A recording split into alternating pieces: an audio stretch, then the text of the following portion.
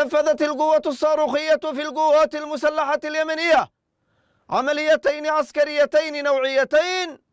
الأولى استهدفت مطار بن غوريون التابع للعدو الإسرائيلي في منطقة يافا في فلسطين المحتلة، وذلك بصاروخ باليستي فرط صوتي نوع فلسطين 2. العملية الأخرى استهدفت محطة الكهرباء جنوبي القدس المحتلة بصاروخ باليستي نوع ذي الفقار، وقد أصاب الصاروخان هدفيهما بنجاح بفضل الله. وقد تزامنت هذه العمليتان مع عملية مشتركة للقوات البحرية والقوة الصاروخية وسلاح الجو المسير في القوات المسلحة اليمنية، استهدفت حاملة الطائرات الأمريكية USS هاري ترومان بعدد كبير من الطائرات المسيرة والصواريخ المجنحة أثناء تحضير القوات الأمريكية لشن هجوم جوي كبير على بلدنا.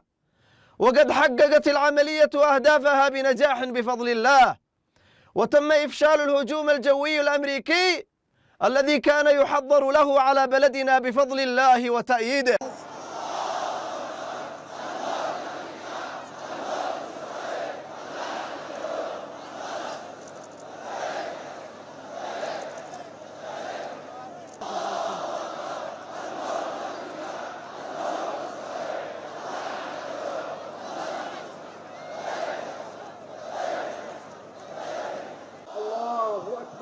الموت لأمريكا، الموت لإسرائيل، اللعنة على اليهود، النصر للإسلام.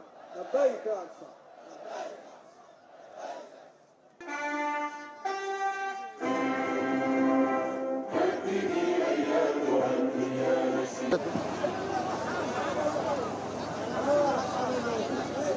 ضباط مسلحة، الشعب كله جاهز وفي أتم الاستعداد، الشعب كله متدرب على كل المهام. الله أكبر، الموت لأمريكا.